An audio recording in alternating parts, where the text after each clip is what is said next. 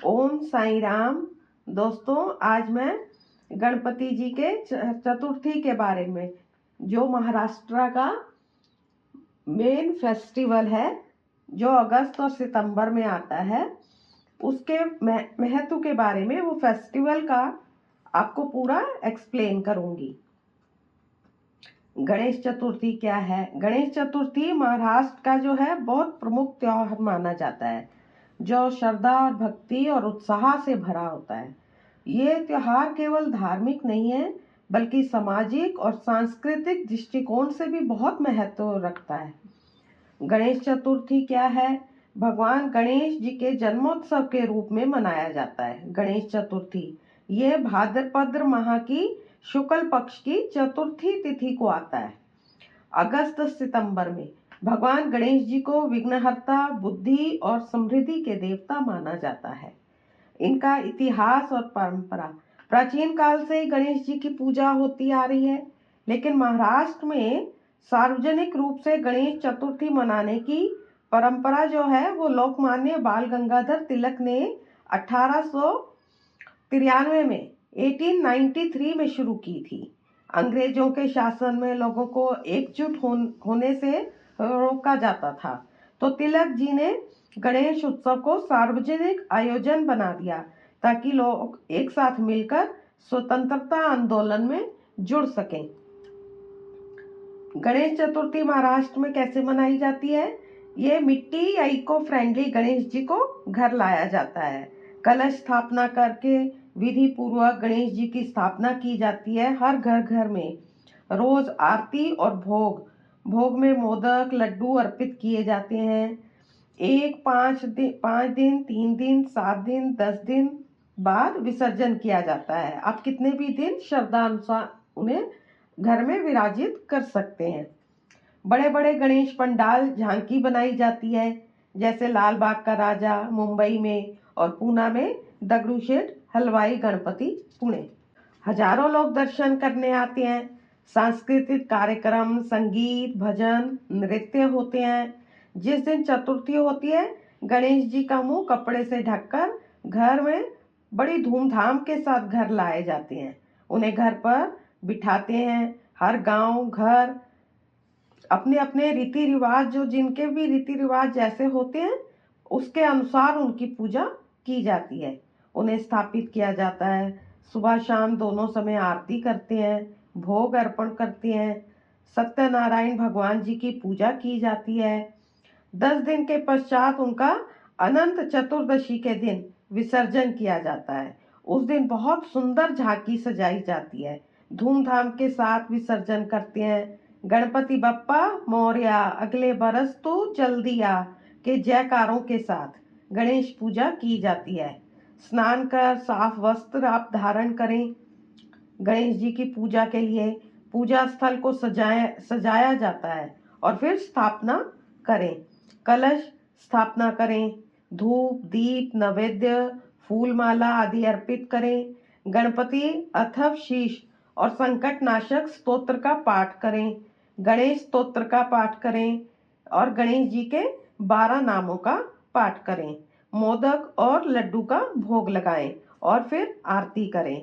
यह उनका विधिवत पूजा है। घर में स्थापित करने के बाद गणेश जी को विशेष रूप से दूर्वा घास और लाल गुड़हल का फूल विशेष रूप से प्रिय है, उसे अर्पित करें, या लाल फूल, गेंदा का भी अर्पित आप कर सकते हैं।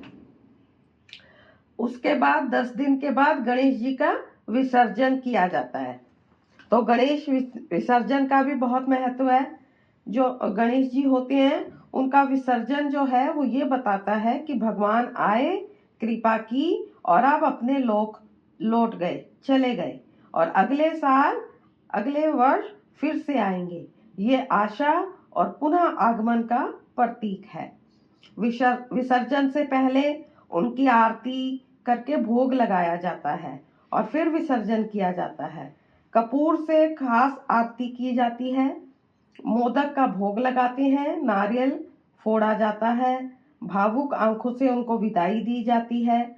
भगवान सरल हैं।